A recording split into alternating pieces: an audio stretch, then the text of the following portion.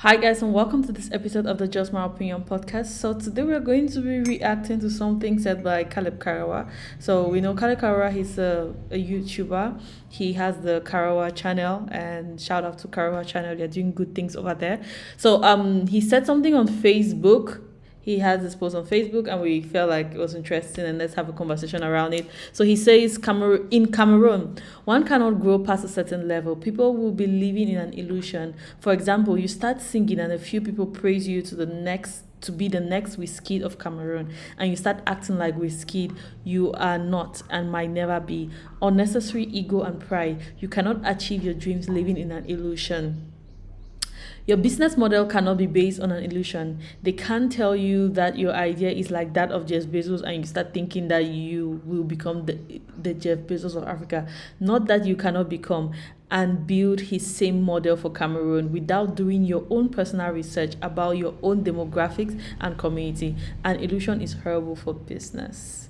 Hi, Ambassador. Hello, people. It's your boy Ambassador again doing his thing.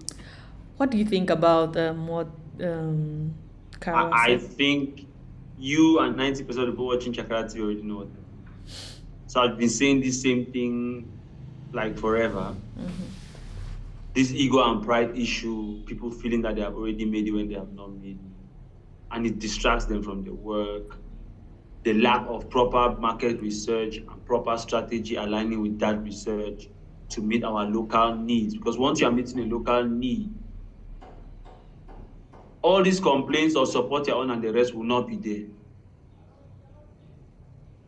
If a Cameroonian discovers a cure for AIDS, or a Cameroonian discovers a cure for malaria, or a vaccine for malaria, I'm not buying the vaccine for malaria because I want to support my own. I need the vaccine for malaria. Nigerians will come and buy that vaccine for malaria not because they are sympathizing or they want to encourage Cameroonians. They need it. Because you have studied that malaria is a problem in Africa. There's a strong need for a vaccine, hence you have created the vaccine. So that's an analogy to go into the music industry, where all of the things you highlighted are very, very valid. But I'm going a little bit more in-depth into it, like saying, and to do this, I don't expect the same artist who is sitting in the studio and brainstorming on inspiration to do it, but now it's a team. One, you need to have a team, and you need to be willing and humble enough to listen to that team. But they don't. You could be, I'll give the example of an interview I was in Don Jazzy, where he's saying that people like Tega and the rest, he lets them run their business things. It's not because he's the almighty Don Jazzy and we think that he knows everything. Part of knowing everything is knowing what you don't know and let people who know it handle it. You get the best people in that field to handle it, to complement your own best in your music skills, to make the best all around. For some reason, our people, I don't know if it's lack of maturity, but I can generally to say that's how Cameroonians are, I don't think is a fair statement to make. But I just feel like, hence the justification to call us a baby industry, because we are not yet mature enough for everybody to play their own role and keep the greater vision greater than everybody's ego. We want this thing to grow, even if that person has insulted me, even if I think that I know more than this person, even if we had a struggle over the same girlfriend, all of those things. It's a problem. Those things are very important. They're very personal to you. In the grand scheme of things, the general objective or the general vision is bigger than all of us, and it's bigger than all of those things which are cited. Focus on it. Yeah, when he was saying this, I just remembered when we started, we initially started Chakara TV, and we were regular, and then we started gathering some following, and then we caught the attention of certain people. I remember the day when I went to the Napster show, and I was sitting in the room with these other people. I greeted and I walked in, and then this guy who I think he's like the showrunner or something. So he comes in and he's like, okay, so who are you? And he asked me like, who are you? Because initially when we started Chakara TV, I wasn't showing my face. We're just doing the audio thing. So he's like, who are you? And I'm like, for Chakara TV, and he's like, Chakara TV, you're here. Oh my god, that's how. What did he say? He said that's how he used one name like that, but just that kind of like that's how a big person can be in a room and we don't know that they are in the room. So like Cameroonians have a way of like myself, I don't think like we had done that much on Chakara TV. Yeah. But I have a way of hyping you, making you feel like you're such a big deal kind of thing. Yeah. So it's like, that's how Jesus can be in a room and we don't know. Then the other people who as he started mentioning Chakara TV. So another people in the room who had heard about Chakara TV too were like, oh, you're Chakara TV. Oh, you're Chakara TV. And yeah, so in that kind of space, you start feeling like, oh my God, we're a big deal. Chakara TV. Yeah. No, but instead, I shy away from that. Once or twice that I've met people who know me on Chakara TV and have tried to be like, hey, ambassador. I was actually literally running away from them. And they kept on coming, and then some friends who don't know, they don't follow those kind of things. And they kept on talking about it. Once, like, somebody had made me, and I was really dressed in my more corporate look, feeling myself all serious. And this guy was an artist. I think most of you know him. I'm just giving an example because he's known. But there are many other guys who have maybe that are not known. And I thought that the way I looked did not look like my Chakra TV persona. But they recognized me. But this guy was King B. So I once ran into King B and he said, ambassador. He said, you think that I don't know you? And I just started laughing and walking towards my car just to take off. But I was like, he was moving with a group of people, like crowd, and I was like, so I just greeted him, say, yeah, ambassador. I was like, yeah. I said, yeah. So one, I was like, so people take note of those things. Two, I don't feel like it's there yet. This is not, I want, how can I explain it? I always tell people, like, if I'm trying to build a skyscraper, and you see the kind of pillars I put on the ground, by the time I built the first 2 floors. If you are someone that your dream is just to have a 2-floor house, you'll be like, whoa, this guy has killed it. But because I know I'm trying to build a skyscraper, I have not started yet. Yeah. So I'm trying to be very focused. I don't want to get carried away by any... You are so excited, you are happy, and it's a good thing you're happy for me. But I'm not yet that happy for myself because I know the task ahead of me. I'm trying to be as focused as possible. I'm not yet willing to celebrate like that because of the goal I set for myself. It might be a good thing, it might not be a good thing because, okay, you should be contented or I know, like, I'm not contented. I'm always happy with the fact that, for me, the fact that I'm doing something regularly, consistent, I'm sure that it's going to grow. So I'm always happy about that. It's a default set. But there is that extra excitement which only comes when I hit certain milestones, which I don't want to be having extra excitement when I'm not yet at that milestone. So for me, I get what he's saying about people being carried away, especially when the success surprises them. And I always use the example of Franco. It might be a good thing about this example. But I think that was the case. So that was that's also one person I think, if they managed his success well, he might have broken into the continental and global level. He even went a little bit into France, but he was not sustainably managed, so he did not continue, so it somehow died down. So I think we easily get some of their fame hits us by surprise, so we react maybe the wrong way. And people think that it's pride. But it's not really pride at times, it's just that you don't know how to react to that new fame. And then at times it's just that you cannot manage. At times some people really have the pride too. Yeah. So I think what he's saying is valid. Yeah, it's very valid. Like he was like, okay, Cameroonians cannot pass a certain level because. So the thing is, you get to a certain level, which is not necessarily, if you're measuring this level relative to the international space, you're nowhere. You're relating it to the African space, it's nowhere. But for the Cameroonian level, they feel like, oh, you've done something, and then they start hyping you at that level, and you feel like, oh, okay, I've achieved it. But yeah, I mean, I think the secret is just to not let this get into your head. No matter the consistency, focus. Not let it get into your head, because then you start feeling like okay, they are hyping me at this level, then I'm not supposed to move, like I'm not supposed to be on the road, I'm not supposed to do this, I'm not supposed to do, like I've literally been standing on the road waiting to take a bike, and somebody was passing on the bike and shouted my name, and I don't know this person, and in my mind I was like, is this Chakara TV? Is this on Chakara TV? Is Chakara TV doing this to me? So things like that happen, and it's just keep your head down and just remember it doesn't get into your head, and so that you can pass that level that he says Cameroonians cannot necessarily pass above. And just to add to that, consistency is very important. So when anything is about, so it might be your pride, it might be your personal challenges, it might be another career, it might be whatever. But when something starts to interfere with my consistency in doing something I intend to grow in, it's a problem for me. It may be pride, it might be some friends, it might be whatever. It might be things like, okay, your internet is challenging, the lights are not the best way you're living, but whatever interrupts with my consistency, it disturbs my subconscious. I don't know how to explain it. But I think, like, because at times I've called you from nowhere and I'm just like, what are we doing about this thing or that thing that we're working on? Because from nowhere, I just feel something it's disturbing my I don't know, it's calling my spirit, or I don't know how to explain it. But I'm just feel like something is wrong. I feel like something is not right with me.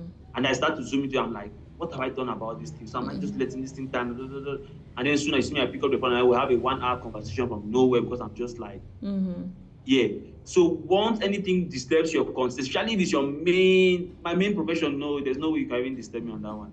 But some of those other things, like, so an artist is your main profession. When I see you sit for 1 year, you don't put out anything, I'm like, what are you doing? What is that important now that you are so comfortable, for lack of a better word, with not putting any song in a year, putting out any song in a year? So I just want to, all the things he has listed are things that can interrupt your consistency. Even if you have pride, please be consistent. Even if you have pride, please continue working on the art. That way, that's one of the things. You see crazy people like Kanye West, or we want to call him crazy. He's still relevant because he's consistent on the main. He has not forgotten the main thing that is the main thing. When our guys get too proud and then they start affecting the main thing that is their main thing, it's insanity.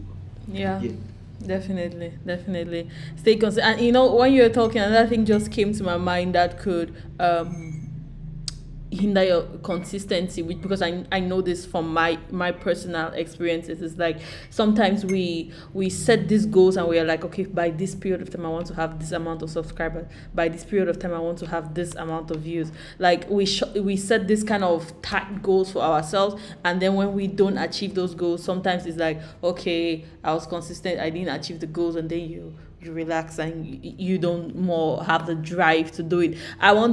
Like, for me, what I would say works for me now is not putting any pressure on myself, or putting any deadlines on myself, like, okay, you have to do this. But it's cool to have those goals that motivate you to get up every morning, but I would say it's when you're setting the goals, it should be very realistic kind of goals, and it should be goals that you can relax and be like, okay, I'm going to take this slowly and consistently, and gradually I'm going to grow with time. Because a lot of times, the stories that we hear, we feel like it's overnight success, but behind the scenes the person has been working consistently for a long period of time, and then they come and have like this huge success, and then we feel like it's overnight success. Right now on Chakara TV, we average on 100 views, but we average on 100 views. Some videos we don't even get up to 50 views. Some videos, like especially this period that we have come back and we are producing more long-term content, and then all of a sudden we start getting a lot of views, because that's what happens when you stay consistent over a period of time. Then people will see it and be like, oh, we did not hear of them, now the views are everywhere, they are everywhere.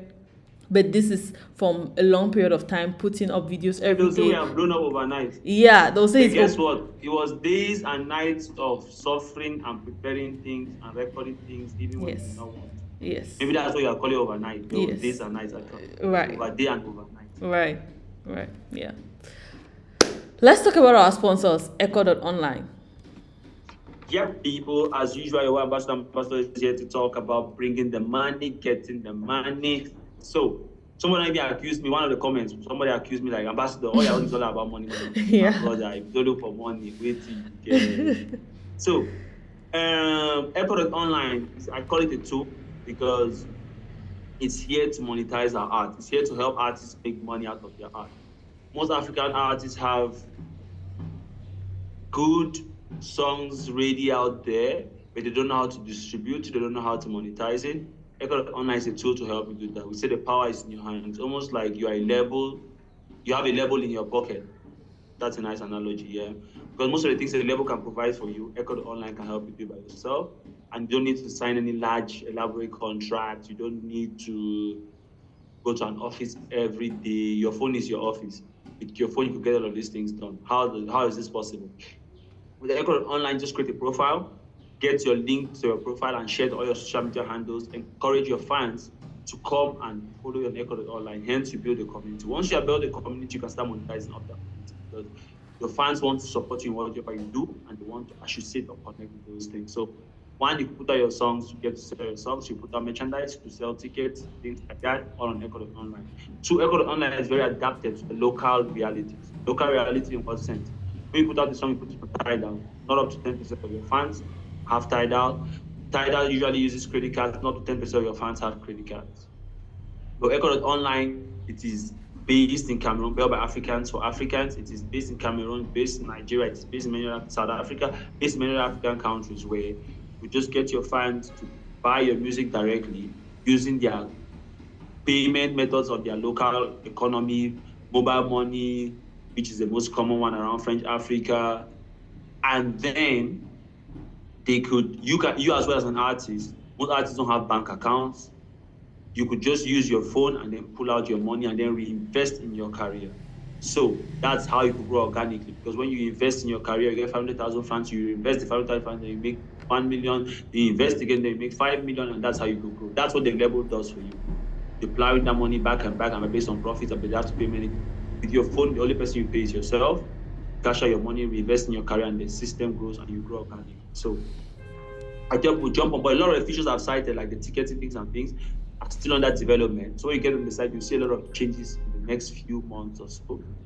And I usually use the example of YouTube. Those who jumped on YouTube earlier enough became millionaires in dollars just because they were early enough to be on the site. They built the largest followings.